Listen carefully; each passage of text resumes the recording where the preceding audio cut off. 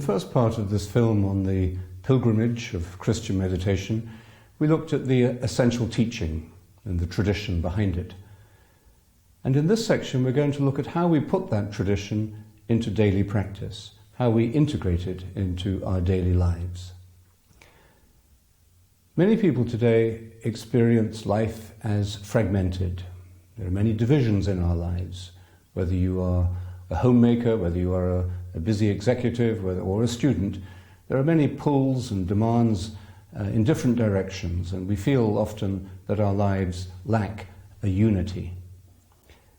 In meditation, we discover a new way of approaching these challenges and demands of modern existence. We discover a new principle of harmony and peace that we build into our life on a daily basis through a simple daily discipline of morning and evening meditation. In the Christian tradition, meditation is also called the prayer of the heart or contemplation. Contemplation means to be in the temple, but it also means to be contemporary, to be in the present moment. And this is perhaps one of the most important things that modern people have to learn, how to be in the present moment, to be in the presence.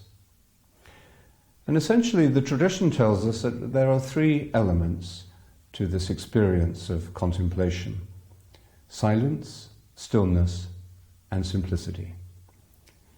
Let's look at each of these in turn. First of all, silence.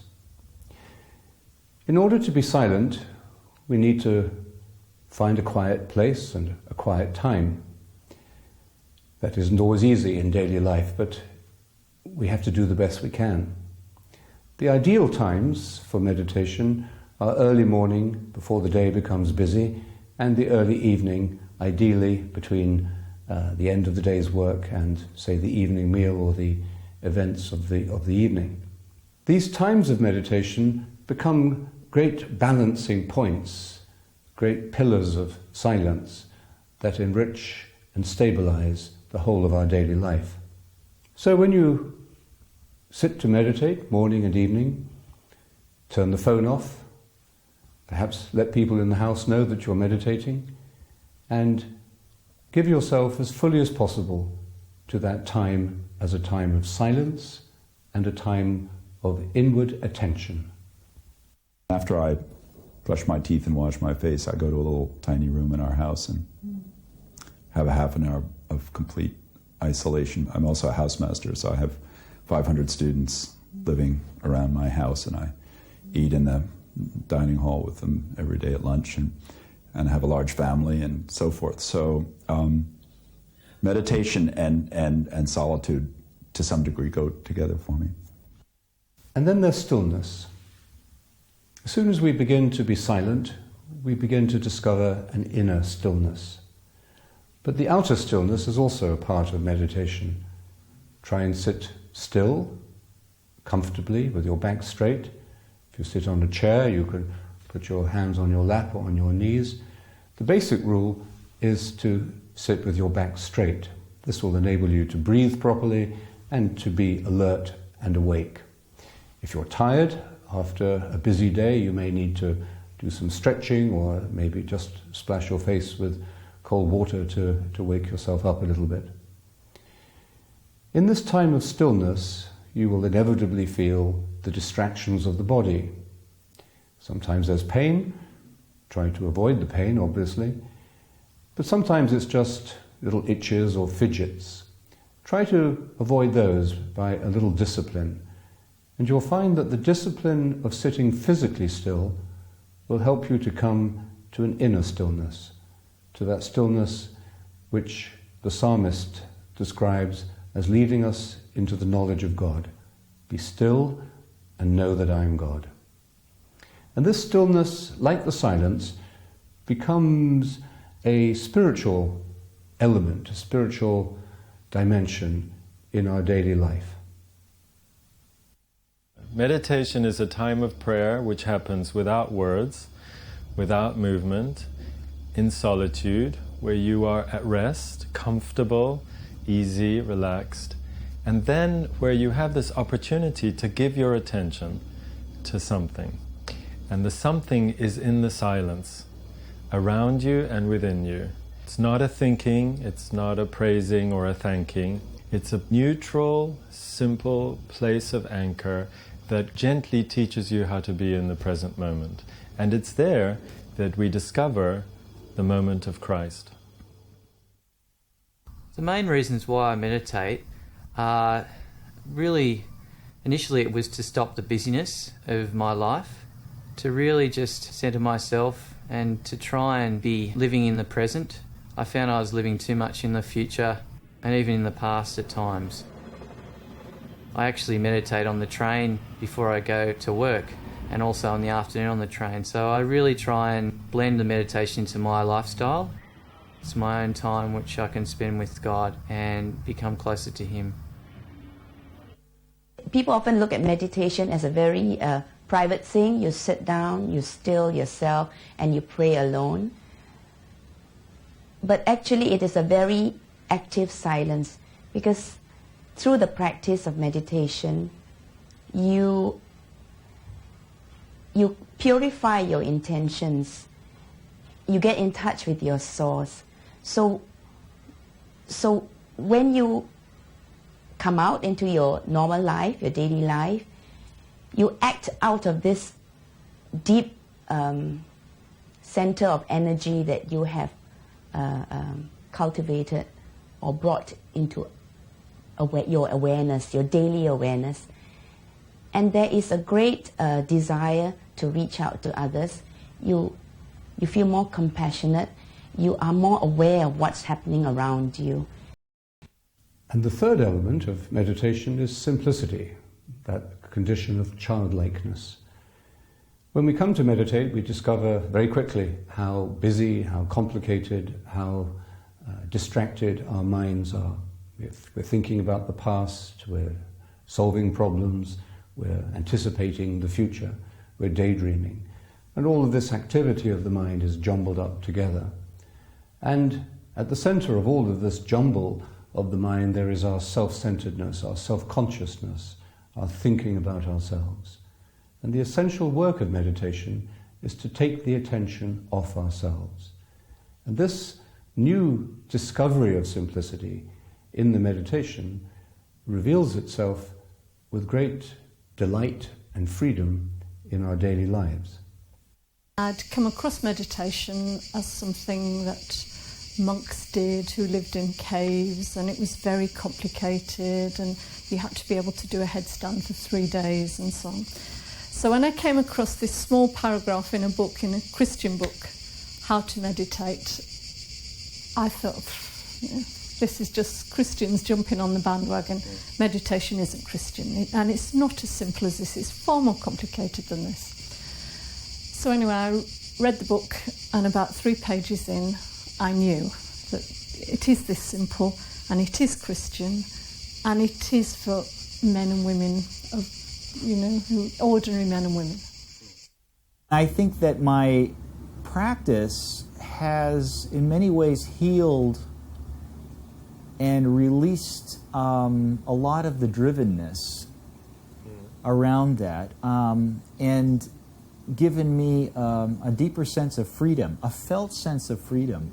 I have another teacher that I've worked with recently who talks about letting go of the conditioned self. Delaminating is the word that he uses. Delaminating from the conditioned self, so that you're not caught in the emotions and the reflexes and the scripts that you were conditioned into. And I think over the years what's transformed for me is the sense of deep inner peace and a sense of rest and relaxation in the truth of who I am, not having to be driven in the ways that I was when I was younger. Saying the mantra is the daily practice. It is the daily pilgrimage. We choose a word that is sacred in our own tradition. I would recommend the word Maranatha. It's the oldest Christian prayer. It's in Aramaic, the language that Jesus spoke. It means, "Come, Lord." St. Paul ends the first letter to the Corinthians with this earliest Christian prayer. So it's a beautiful and ideal Christian mantra. And it becomes our own. It becomes rooted and integrated into our spiritual life through the daily practice. Say the word as 4 syllables, ma, ra, na, tha. Articulate it clearly in your mind and heart. Don't visualize it, but listen to it.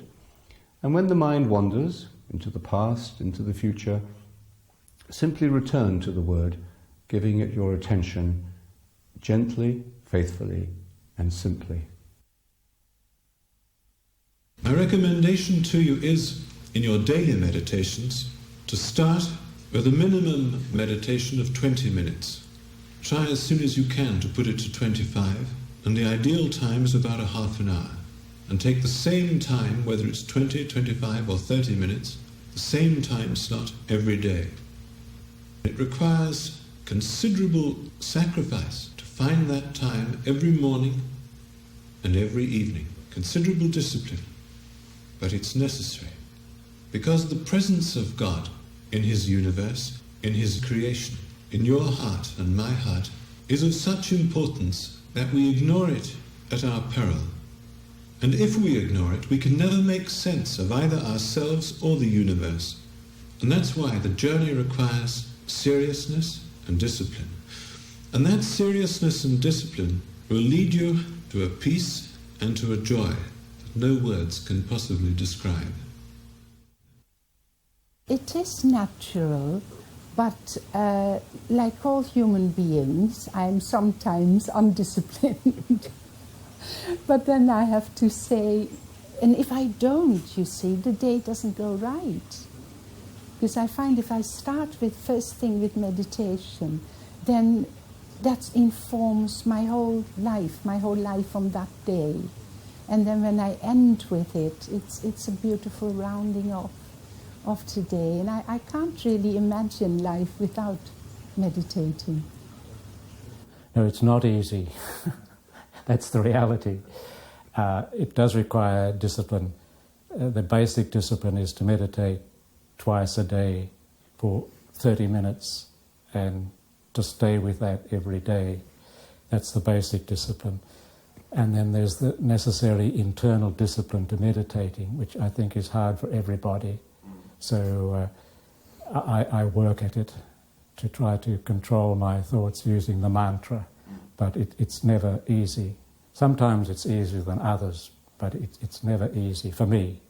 When you meditate deeply for a period of time, you become very aware of your own brokenness, your own vulnerability. And I think this it gives you a tremendous link to the rest of humanity, insofar as that we all realize that we all have these same problems. We all have tremendous vulnerabilities, we have weaknesses, we have strengths, and sometimes we tend to project our anger or our disappointment or whatever onto the other, and we realize that we all have these problems. We're all broken people. And I think when you realize that, you stop judging the other. You become much more compassionate towards the other. It's amazing. It's just part of our life. It's like bookends. We start the morning with it before we have breakfast, and he goes off to work, and he comes home, and we always meditate before we have supper. And it's like brushing teeth. It's part of our life together.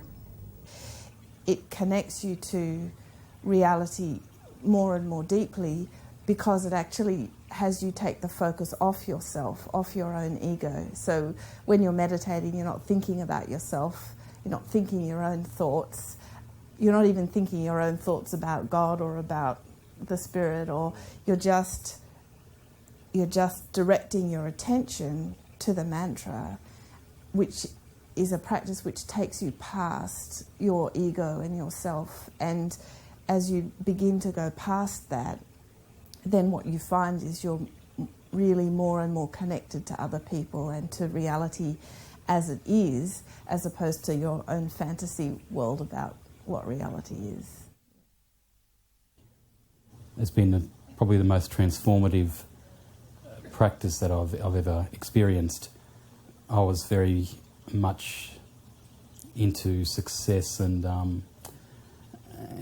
striving for success and driving myself very hard. I think with meditation, and people have found that I'm a nicer person now. or maybe my real self has been able to come to the surface and not some mask of somebody else. And I think that's, to me, it's been the most important. It's allowed me to be able to drop the mask of what other people want and be very happy with who I am. It took me a long time to find my way around, and I think I found the answer. I hope I'm on the way. I think all this while I've been achieving and searching perhaps for the wrong things, or trying to fight for things for the wrong reasons, maybe to feel an insecurity in me, or maybe trying to please someone else, or trying to do more so that I can feel better about myself. And through meditation now I feel that if I feel that love and that stability and that center within me, then perhaps I don't have to fill up the gaps in me with all these other different things. I guess it helps me to understand what are my key priorities in my life. I think for me it's been more an awareness of the present moment and of enjoying that present moment.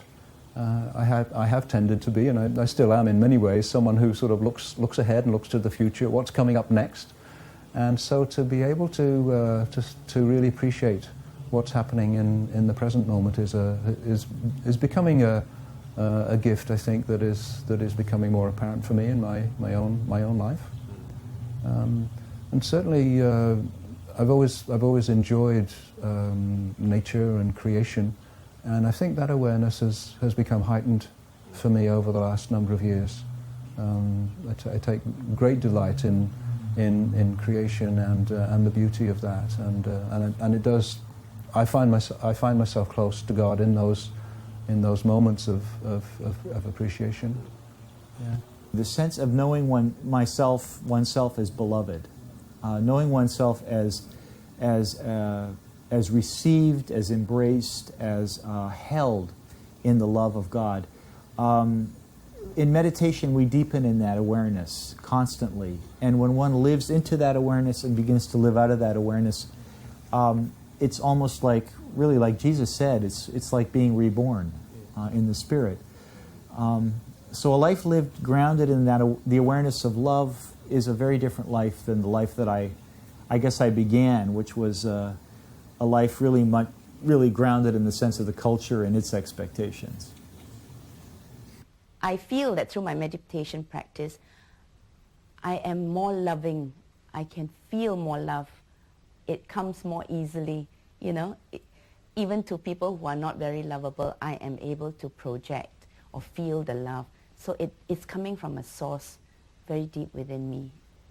I think the most exciting thing for me has been when I'm done meditating, when I come out of it, I feel a real sort of rebirth, like a reborn experience. And for me, that's really cool because I guess in that rebirth, I feel like I'm not distracted anymore by things that can bother me every day. And it's exciting because I come out and I realize, wow, this is I have this life that I can do all these things in. I have this opportunity to enjoy these aspects of life that I guess I can miss if I don't take that time to refocus and forget the distractions.